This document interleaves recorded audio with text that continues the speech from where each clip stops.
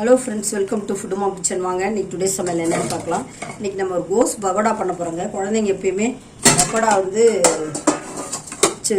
சாப்பாட்டுக்கு கோஸ் செஞ்சு கொடுத்தோம்னா சாப்பிட மாட்டாங்க. அதனால நம்ம கோஸ் பகோடாவாக செஞ்சு கொடுத்தா நல்லா சாப்பிட்ருவாங்க. கோஸ் இது மாதிரி குருவை அரிஞ்சு வச்சுக்கணும், வெங்காயம் மாதிரி. அதை நம்ம ஒரு ஆவி காட்டி எடுத்து வச்சுக்கோங்க. அப்போ தான் ஃப்ரை பண்ணும்போது ஈஸியாக நல்லா ஸ்மூத்தாக இருக்கும். இது ஒரு ஆவி காட்டி எடுத்து வச்சுட்டோம். பார்த்திங்கன்னா கடலை மாவு ஒரு சின்ன அரை அழாக்கு கடலை மாவுங்க, ஒரு குழிக்கரண்டி அரிசி மாவு, பூண்டு பல் ஒரு 10 பூண்டு பல் இடித்து வச்சுருக்கேன், சோம்பு ஒரு ஸ்பூன் போட்டுக்கணும், சோம்பு ஒரு ஸ்பூன், தேவையான அளவு சால்ட்டு, இதில் மிளகாத்தூள் சில்லி பவுடர் போடணும், போடலாம். இது சில்லி பவுடர் இருந்தாலும் போட்டுக்கலாம், பவுடர் போட்டுக்கலாம். காரத்துக்கு ஒரு ஸ்பூன் 1.5 ஸ்பூன் அளவுக்கு சில்லி பவுடர் போட்டுக்கிறோம். காரம் எவ்வளோ தேவையோ நீங்கள் அந்த அளவுக்கு போட்டுங்க. இதெல்லாம் போட்டுட்டோம். எல்லாத்தையும் ஒன்றா பரட்டி விட்டுடலாம்.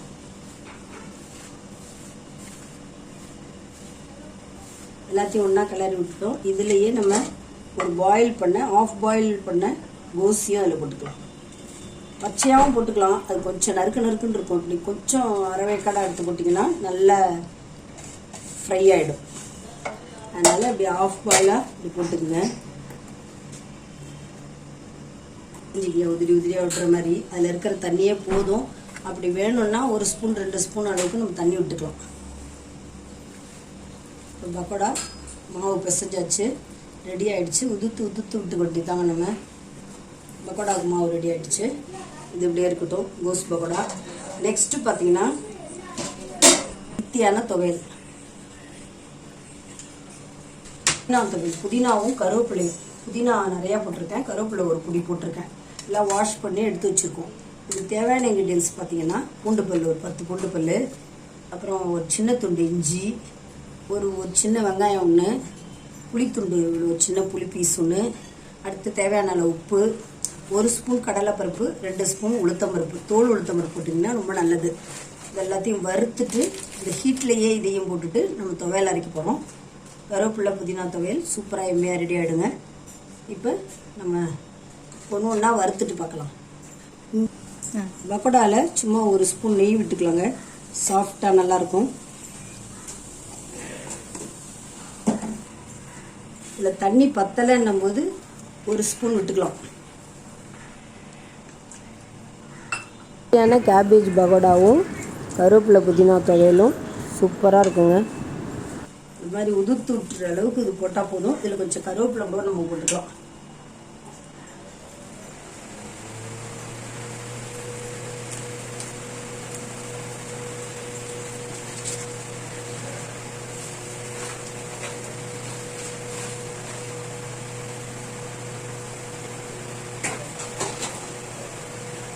செஞ்சு அப்படியே இருக்கட்டும்.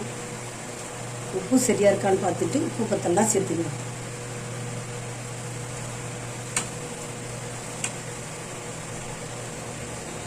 இன்னும் கொஞ்சம் அரிசி மாவு போட்டு இதில் முதல்ல பருப்பெல்லாம் வறுத்துக்கலாம். உளுத்த பருப்பும் கடலை பருப்பும் வறுத்துடலாம்.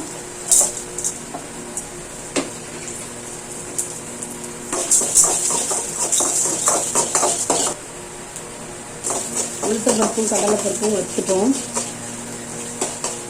கொஞ்சம் ப்ரௌனிஷாக வறுபடட்டும். கருவக்கூடாது, ப்ரௌனிஷாக இருக்கணும். வறுபடணும், ஆனால் கருவக்கூடாதுங்க. இந்த ஹீட்லேயே நம்ம இஞ்சி, ஒரு வெங்காயம், சின்ன வெங்காயம் கட் பண்ணி வச்சுக்கணும், அதையும் போட்டுக்கிறோம். புளியும் போட்டுக்கிறோம். உப்பு, கல்லுப்பு தேவையான அளவு எல்லாம் போட்டாச்சு.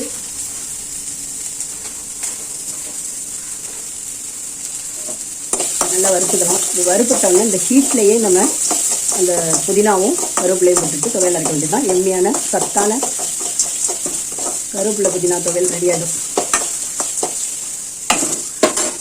வறுத்தாம இந்த ஹீட்லேயே வறுபடட்டும். இறக்கி வச்சுலாம் ஆறினோடனே துவையல் அரைச்சிடும். ஆஃப் பண்ணி வச்சு ஸ்டவ்வை இந்த ஹீட்லேயே சுருங்கிடும் பாருங்கள். நம்ம எவ்வளோ போட்டோம் இன்னும் கொஞ்சம் நேரத்தில் பாருங்கள், அப்படி சுருங்கி கொஞ்சமாக இருக்கும். ஆற வச்சு துவையல் அரைச்சிட வேண்டியதான். நம்ம கொடுத்தோம் வச்சுக்கோங்க. கருவேப்பிலை துவையல் சூப்பராக எம்மையாக ரெடி ஆகிடுச்சுங்க. கடாய் போட்டாச்சு. கடாயில் எண்ணெய் ஊற்றி வச்சு நல்லா ஹீட் ஆகுதுங்க. ஹீட் ஆனோடனே நம்ம பக்கோடா போட்டுக்கொண்டு தான் பார்க்கலாம். இன்னும் காயில் இன்னும் கொஞ்சம் காயட்டும். நம்மளுடைய உதுத்து விட்டுக்கலாம்.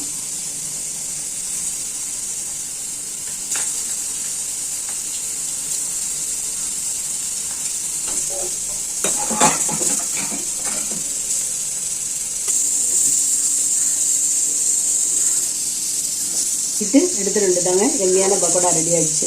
நல்லா மொறுன்னு கிறிஸ்பியாக வர்ற மாதிரி பார்த்துடுங்க. அப்படி இல்லைன்னா இன்னொரு தடவை போட்டு எடுக்கணும். பக்கோடா ரெடி ஆகிடுச்சு. இதே மாதிரி மீதி மாவையும் நம்ம சுட்டு எடுத்துட்டு பார்க்கலாம்.